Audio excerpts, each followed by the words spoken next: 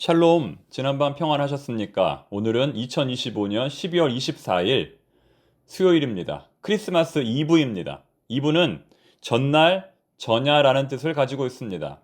기독교는 전통적으로 하루 전날 밤부터 밤을 새워가며 예수님의 탄생을 기다렸습니다. 여러분들도 어린 시절에 그런 기억들 다 있으시지요? 밤을 새워 교회에서 시간을 보내다가 새벽에 집집마다 돌아다니면서 새벽송했던 기억들이 있으실 겁니다. 즉 크리스마스 이브는 예수님의 탄생을 기다리며 밤을 지새우는 믿음의 시간이라는 겁니다. 올해도 그 기다림과 기대 속에서 하나님의 놀라운 은혜를 맛보는 우리 모두가 되기를 바랍니다. 이 시간 주시는 하나님의 말씀은 누가복음 2장 8절부터 20절까지입니다. 성탄의 사건은 위대한 사람이 하나님을 찾은 사건이 아니라 하나님께서 가장 낮은 자리로 내려오신 사건입니다. 구원의 소식이 성전의 제사장들이 아니라 들판의 목자들에게 먼저 임했다는 겁니다. 시간의 순서로 볼 때에도 동방박사보다 목자들이 먼저 예수님을 만납니다. 마태복음 2장의 근거에서 동방박사가 아기 예수님을 만난 시점은 예수님의 나이가 대략 2살가량이었지만 오늘 본문에 나오는 목자들은 갓 태어나서 아직 포대기에 쌓여있는 그런 예수님을 만났기 때문입니다. 여러분 그렇습니다. 하나님은 가장 낮은 자들에게 먼저 다가오셨습니다. 예수님의 탄생 소식은 왕궁이나 성전이 아니라 들판의 목자들에게 먼저 전해졌습니다. 당시의 목자들은 사회적으로 신뢰받지 못했고 종교적으로도 변두리에 있던 사람들입니다. 더러운 짐승을 관리해야 했기 때문에 부정한 사람들로 여겨졌습니다. 그들은 밤에도 쉬지 못하고 자기 양떼를 지키며 밤샘 근무를 하고 있었습니다. 지금으로 말하면 주말에도 일하고 밤에도 일하고 투잡, 쓰리잡으로 쉬지 못하며 일하는 사람들을 가리키는 겁니다. 그러나 하나님은 그들을 구원의 영역에서 배제하지 않으셨습니다. 오히려 그들에게 먼저 복음의 소식을 전하셨습니다. 8절과 9절 말씀 읽어보겠습니다. 그 지역의 목자들이 밤에 밖에서 자기 양떼를 치더니 주의 사자가 곁에 서고 주의 영광이 그들을 두루 비추매 크게 무서워하는지라. 이처럼 예수님은 잃어버린 자를 찾아 구원하러 왔다고, 자격 없는 자를 찾아 구원하러 왔다고 우리에게 말씀하십니다. 즉 복음이라는 것은 사람이 노력해서 어떤 자격을 갖춘 후에야 얻을 수 있는 것이 아니라 아무런 조건, 자격 없이 하나님께서 우리에게 은혜로 주시는 선물이라는 겁니다. 그렇기 때문에 낮은 자, 버려진 자, 죄인들이 복음의 첫 번째 수혜자가 되는 겁니다. 여러분, 우리는 어떤 사람들일까요? 우리는 하나님 앞에서 어떤 사람들입니까?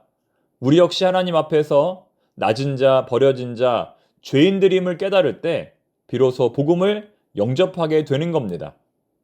나는 마땅히 구원받을 사람이다. 나는 천국의 1등 시민이다.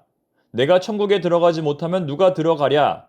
라고 주장하면 주장할수록 우리는 천국으로부터 점점 더 멀어지게 되는 겁니다. 여러분, 성탄의 소식이 왜 기쁜 소식일까요? 신앙의 역전이 일어나기 때문입니다. 가장 신앙의 중심부에 있는 사람들이 아니라 가장 변두리에 있는 사람들에게 구원의 소식이 먼저 전해졌기 때문입니다. 이것을 깨닫고 더욱 겸손하게 낮은 자세로 신앙생활할 수 있는 우리 모두가 되기를 바랍니다. 또한 주변에 소외받고 외로운 자들을 더욱 돌아볼 수 있는 우리 모두가 되기를 바랍니다. 두 번째 메시지는 오직 복음만이 우리의 두려움을 기쁨으로 바꿀 수 있다는 것입니다. 오직 복음만이 우리의 두려움을 기쁨으로 바꿀 수 있다. 10절 말씀입니다. 천사가 이르되 무서워하지 말라. 보라 내가 온 백성에게 미칠 큰 기쁨의 좋은 소식을 너희에게 전하노라. 오늘 천사의 첫 번째 말은 바로 이것입니다. 무서워하지 말라. 무서워하지 말라. 하나님의 임재 앞에서 인간은 본능적으로 두려워할 수밖에 없습니다. 본문 9절 말씀을 원문으로 보면 목자들이 큰 두려움으로 두려워했다라고 번역할 수 있습니다. 그냥 무서운 정도가 아니라 엄청 무서운 상태였다는 겁니다. 왜 목자들은 그렇게 엄청 천사들을 무서워했을까요? 한밤중에 양떼를 치는 목자들에게 사실 두려운 것은 거의 없을 것입니다. 그들은 늑대나 곰, 여우 같은 맹수가 나타나도 아주 담대하게 맞서 싸웠을 겁니다. 다윗처럼 골리앗 같은 적수가 나타날지라도 그들은 크게 두려워하지 않았을 것입니다. 따라서 그런 목자들을 놀라게 할 정도라면 오히려 그 대상이 누구인지가 더 궁금할 따름입니다. 다시 말해 누구도 예상할 수 없었던 천사의 모습과 목소리, 그 권위 앞에서 목자들은 어떤 신적인 경외감을 느꼈던 겁니다. 또한 천사의 말이 끝나자마자 누가 나타났습니까? 갑자기 천군 천사들이 나타나서 함께 찬송을 불렀습니다. 그 모습이 그들을 두렵게 했을 것입니다. 아마도 그 소리는 테너, 바리톤, 베이스와 같은 남성 합창단의 우렁찬 찬양 소리였을 겁니다. 목자들은 그러한 천사들의 말과 찬양 소리에 압도되어 큰 두려움을 느꼈던 것입니다. 두려움은 우리의 삶을 좌우하기도 합니다. 어릴 적에 본 어떤 환상, 어떤 표적이 그 사람을 신앙의 길로 또 하나님의 종으로 만들기도 합니다. 사람은 아담 때부터 지금까지 두려워합니다.